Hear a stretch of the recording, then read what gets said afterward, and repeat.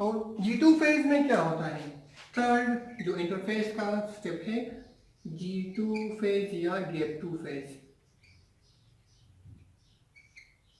बार बार हम ये बात कर रहे हैं कि हर एक स्टेप में सेल क्या करता है, दूसरे स्टेप के लिए, दूसरे स्टेप में जाने के लिए तैयारी कर रहा है। अब G2 के बाद स्टार्ट होता है M फेज। अब M फेज में क्या होगा, M फेज में सबसे पहले न्यूक्लियस स्प्लिटिंग होगी, न्यूक्लियस डिवाइड होगा, क्योंकि दो सेल्स बनेंगे तो दोनों सेल में न्यूक्लियस का होना जरूरी है। इसके साथ साथ जो सेल के अंदर ऑर्गेनेल्स हैं तो नई ऑर्गेनेल्स की फॉर्मेशन होगी। अब ऑर्गेनेल्स की फॉर्मेशन के लिए उनका मेम्ब्रेन होता है जिसको हम प्लाज्मा मेम्ब्रेन या सेल मेम्ब्रेन कहते हैं, तो उसके लिए प्रोटीन रिक्वायर्ड है। इसी तरह क्रोमोसोम्स एक दूसरे से सेपरेट हो जाते हैं, अब उनके लिए स्पेंडल फाइबर्स रिक्वायर्ड है, जो सेंट्रियोल बनाता है तो स्पेंडल फाइबर्स की फॉर्मेशन होगी। तो ये सारी जो है चीजें हैं, ये रिक्वायरमेंट्स हैं जो एम फेज में दरकार है। तो एम फेज में जाने के लिए यहां से G2 फेज होती है। और इस फेज में क्या होता है, सबसे पहले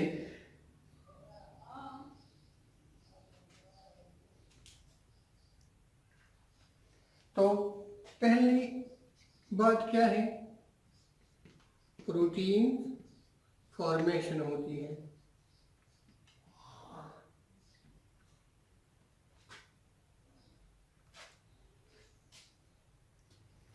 तो वो प्रोटीन्स क्या है, उसको हम कहते हैं ट्यूबुलेंट प्रोटीन।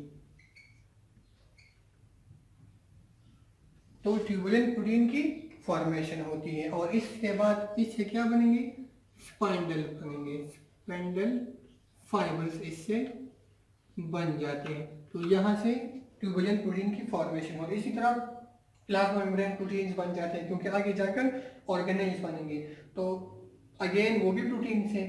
इसी तरह आरएनए सिंथेसिस स्टार्ट होती है, क्योंकि प्रोटीन्स के लिए फिर क्या है, रिक्वायर्ड है आरएनए, तो आरएनए फॉर्मेशन भी यहाँ पर होती है।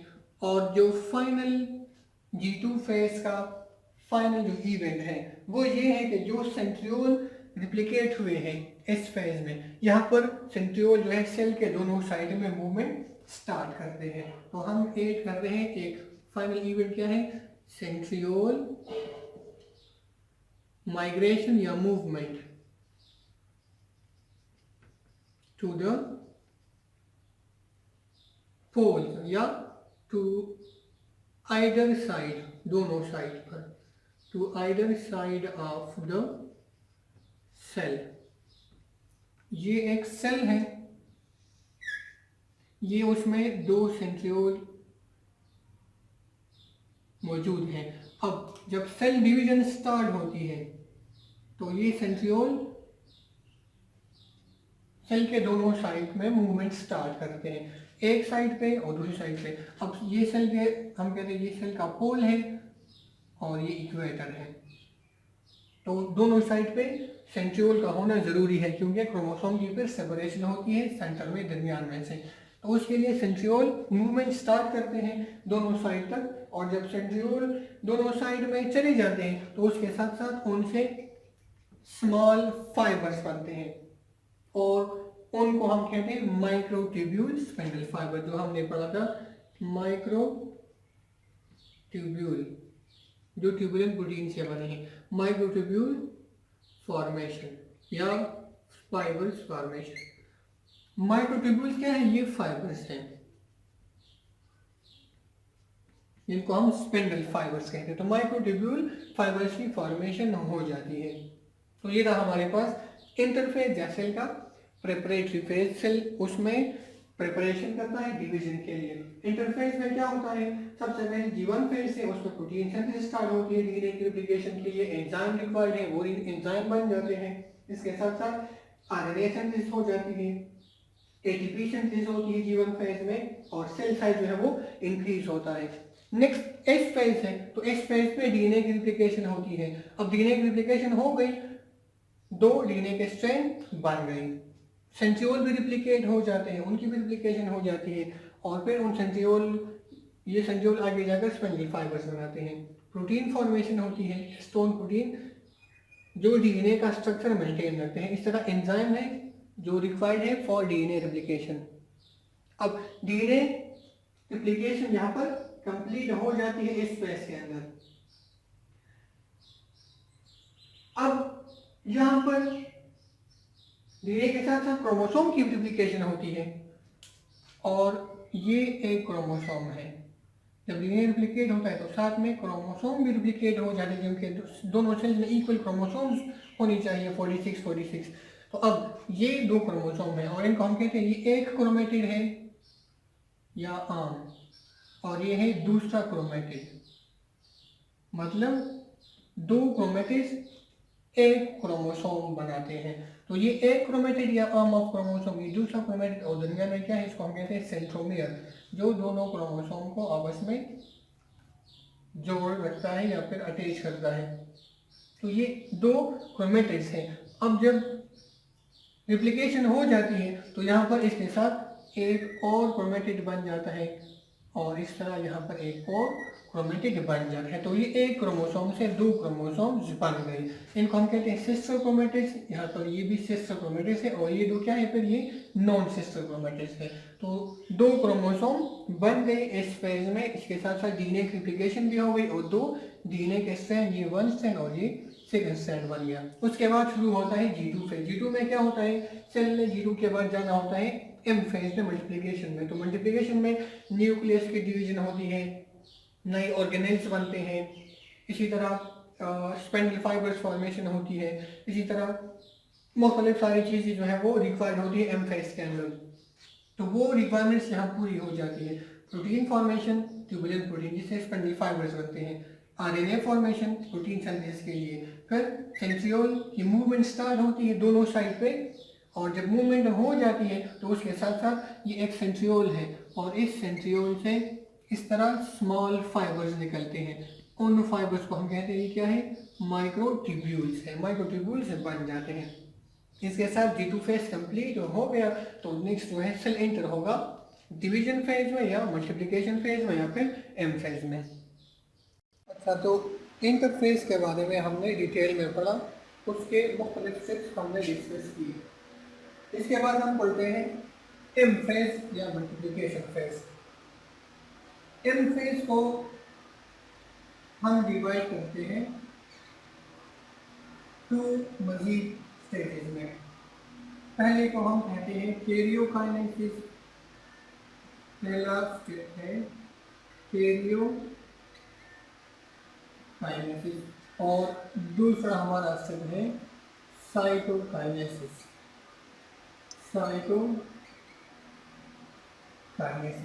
कैरियोकाइनेसिस जिस तरह आप जानते हो, कैरियोन का मतलब है न्यूक्लियस और काइनेसिस का मतलब है डिवीजन या मूवमेंट या स्प्लिटिंग।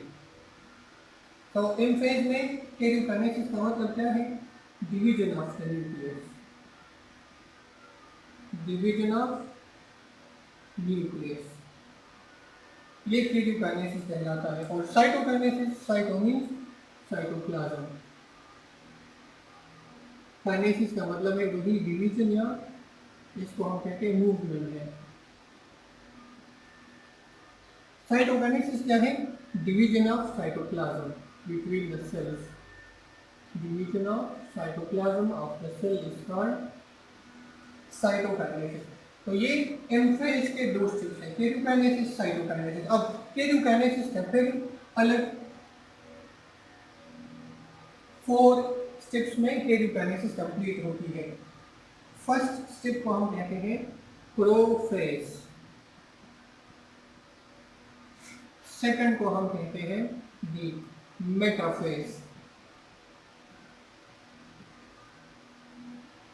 थर्ड स्टेप हमारे पास है एनाफेज, और फोर्थ जो आखिरी फेज है उसको हम कहते हैं टीलोफेज। और साइटोकाइनेसिस अगेन एक ही स्टेप में फिर कंप्लीट होती है। तो ये हमारे पास एम फेज हो गया, कैरियोकाइनेसिस, साइटोकाइनेसिस। कैरियोकाइनेसिस, कैरियन का मतलब है न्यूक्लियस, काइनेसिस का मतलब है डिवीजन या movement. Division of nucleus is called karyokinesis.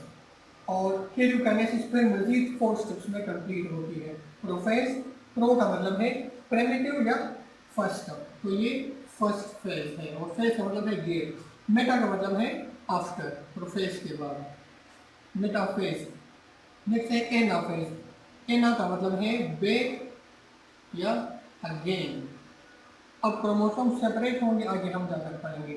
और टीलोस का मतलब है एंड, और फेज का मतलब है वही गैप। तो ये प्रोफेज, मेटाफेज, एनाफेज, टीलोफेज, और लास्ट में फिर साइटोकाइनेसिस होगी। तो ये हमारे पास मेटाफेज है। अब हम one by one prophase start करते हैं कि प्रोफेज में कौन कौन सी इवेंट्स होगी। लेकिन प्रोफेज में जाने से पहले एक और अहम जो फेज है, इंटरफेज को हमने पढ़ा, उसके स्टेप्स G1 फेज और G2 फेज पे इंटरफेस कंप्लीट होती है। इसके अलावा एक और फेज है जिसको हम G0 या G0 फेज कहते हैं, G0 फेज या G0 फेज। अब G0 या G0 फेज क्या है?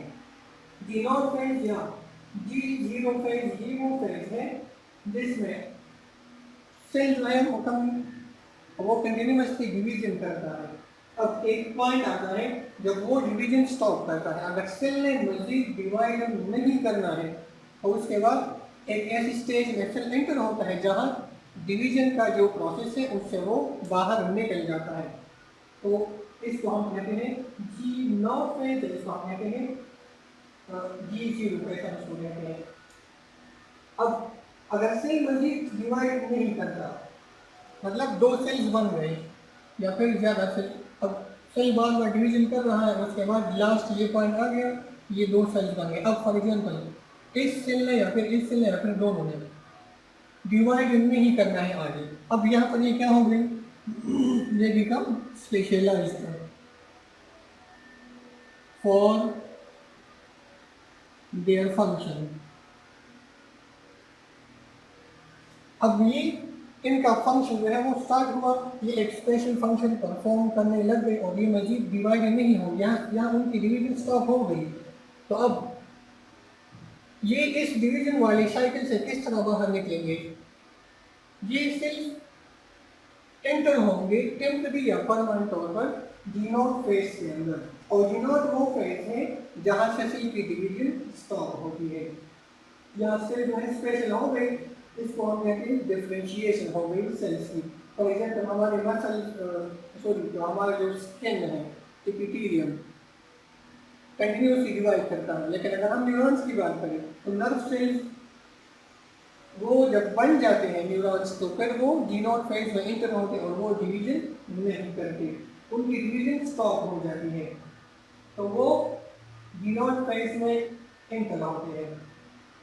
अब किस तरह G0 फेज में इंटर होते हैं, मतलब ये G0 फेज में सेल में इनएक्टिव हो जाते हैं। सेल क्या हो जाते हैं? इनएक्टिव।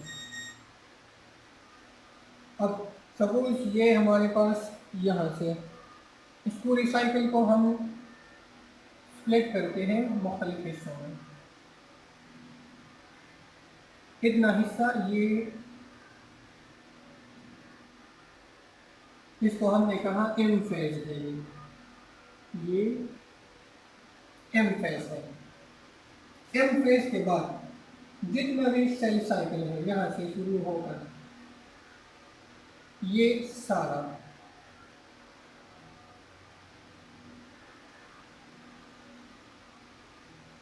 इस पॉइंट तक, ये क्या है? इसको हम कहते हैं ये इंटरफेस है।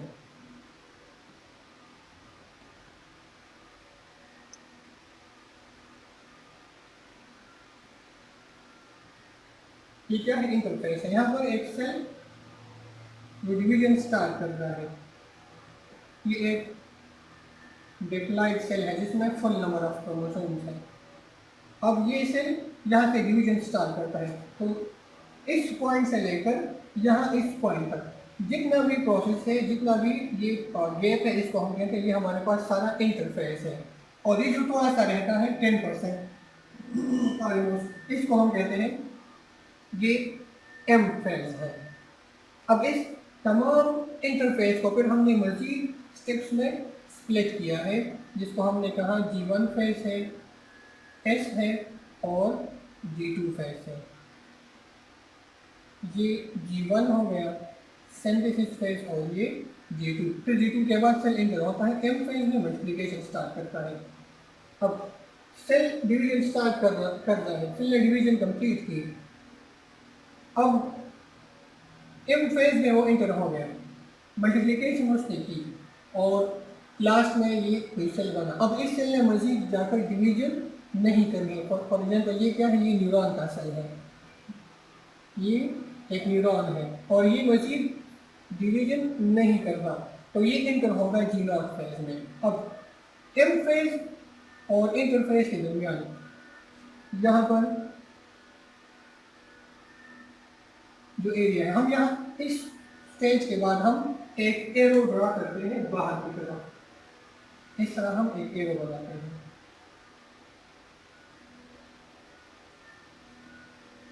और इसको हम मेंशन करते हैं G0 फेज। इसका मतलब है कि ये सेल अब इनएक्टिव हो गया फॉर डिवीजन। याद रखिए इनएक्टिव इसलिए फंक्शन वाइज एक्टिव है, लेकिन डिवीजन के लिए अब ये इनएक्टिव सेल हो गया, तो ये G0 फेज है। अगर कोई सेल मजीद डिवीजन नहीं करता, स्टॉप कर लिया उसने डिवीजन, तो फिर वो G0 फेज में एंटर होगा। और G0 जो है सेल का इनएक्टिव फेज होता है, जहाँ सेपरेट सेल की डिवीजन स्टॉप हो जाती है। तो हमारे जो न्यूरॉन्स हैं, ब्लड सेल्स हैं, वो जब बन जाते हैं तो उसके बाद अगर वो मजीद डिवाइड नहीं होते तो वो इंटर होते हैं G0 फेज के अंदर। और G0 को हम इस तरह शो करते हैं, टेम्पररी या फिर परमानेंट G0 के अंदर इंटर होते हैं। तो ये G0 फेज हमारे पास हो गया और फिर वो अपना स्पेशल फंक्शन स्टार्ट करते हैं। तो हम इसको डिफ्रेंशिएशन भी कहते हैं या फिर हम कहते हैं ये G0 फेज वैसे इंटर हो गया और ये मजीद डिवाइड नहीं करेगा। अच्छा, अब ये सेल जो है G1 में तो इंटर होगा, जो सेल डिवाइड नहीं करता मजीद G1 में इंटर होगा, क्योंकि G1 में सेल का साइज जो है इंक्रीज होता है, लेकिन फिर G1 के आगे S और G2 फेज में नहीं जाएगा क्योंकि इसमें दोबारा डिवाइड नहीं होना है। अब ये जो सेल बना ये छोटा है, स्मॉल इन साइज है with respect to its parent cell. Parent cell से ये छोटा है तो ये नॉर्मल साइज तक ग्रो करेगा, G1 में इंटर होगा लेकिन उसके बाद आगे नहीं जाएगा। तो हम बाहर की तरफ एरो ड्रा करते हैं, इसका मतलब है G0 फेज में इंटर हुआ और मजीद डिवीजन नहीं करेगा। तो ये हमारे पास था G0 फेज और ये सेल साइकिल का इंटायर जो है हमने शो किया मुख्तलिफ स्टेप्स। अच्छा, अब M फेज, कैरियोकाइनेसिस और साइटोकाइनेसिस। तो फर्स्ट हम पढ़ते हैं कैरियोकाइनेसिस और उसके मुख्तलिफ जो 4 स्टेप्स हैं, मजीद प्रोफेज, मेटाफेज, एनाफेज और टेलोफेज।